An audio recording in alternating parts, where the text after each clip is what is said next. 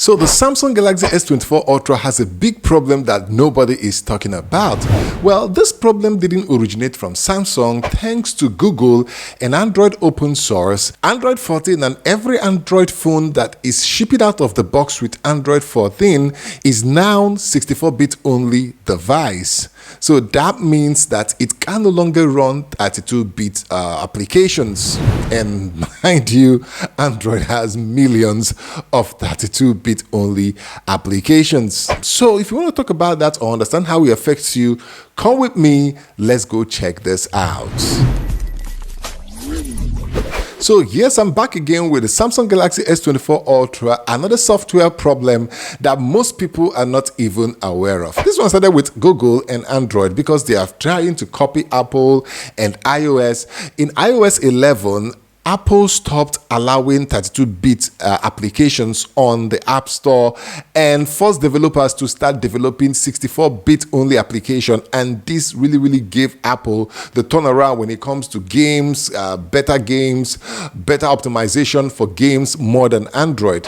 Well, count down 7 years time, Android fails. They have had enough of 32-bit poor operating optimized games, and they put an end to it. But my problem is, why put an end to it when there are millions of 32-bit only Android app games that the developers are no longer developing but might still be useful for the users? The two notable ones I will mention here: Need for Speed Most Wanted for Android and the Asus Zenfone Photo College. I can no longer use them on my cutting-edge Samsung Galaxy S24 Ultra because of compatibility issues. I played this game from start to finish in Windows, the Need for Speed 2005. Was so excited about it and decided to come and buy it on Android, and it was a big disappointment. It was released on October 12, 2012, and it was last updated in 2018, and that is the last time it has been updated, which is like how many years now? 6 years ago. So, and that is so painful because I love the Need for Speed Most Wanted 2005. For me, that's the best racing game ever on Windows PC. But you know, the experience is not the same, and EA Sports have not updated that. Of course, there are issues of security risk, so it's an argument that you can argue on both ways. First of all, 64-bit is a good thing. The problem on Android is that I'm not yet seeing the advantage on 64-bit for maybe the Samsung Galaxy S24 Ultra and Redmi Note 5 Pro from 2017. If you're opening the simple apps on this phone, the speed, the difference is not much. Even though it's 32-bit and this one is 64-bit, it's not showing much difference for you to say, okay, let's throw away 32-bit completely. Now, the other part of it is that I thought, just like Xiaomi did, that many other Android OEM will find a way to create backward compatibility that we have on Windows systems where a 64-bit system can run 32-bit app.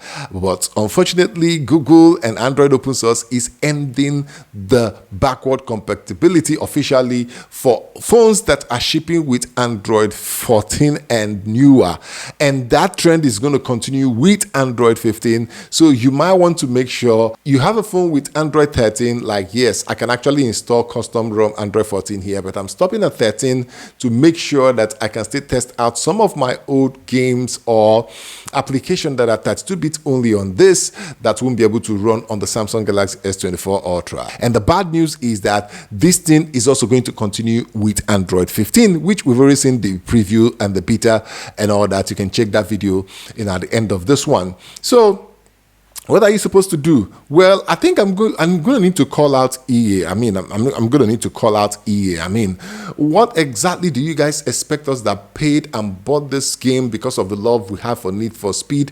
It was last updated in the Google Play Store 2018. That's 6 years ago, and it's a paid game. And they have not officially said that they are ending the game or anything. I've not heard any of those announcements from EA Sports.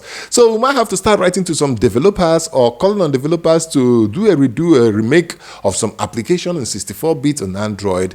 But what is my conclusion? Well, my conclusion here is that maybe it's a good thing generally, because going forward, all the apps that is coming on Android will be designed from scratch with 64-bit. So in the next 2-3 years, we might start getting apps, AAA rated games coming to Android phones, because yes, the Snapdragon 8 Gen 3 on the Samsung Galaxy S24 Ultra is capable of running AAA games, but the development has not really happened on Android. Do like, share, subscribe. Let me hear from you in the comment section. What do you think about this? Is the 64-bit only good? Yes, I think it's good.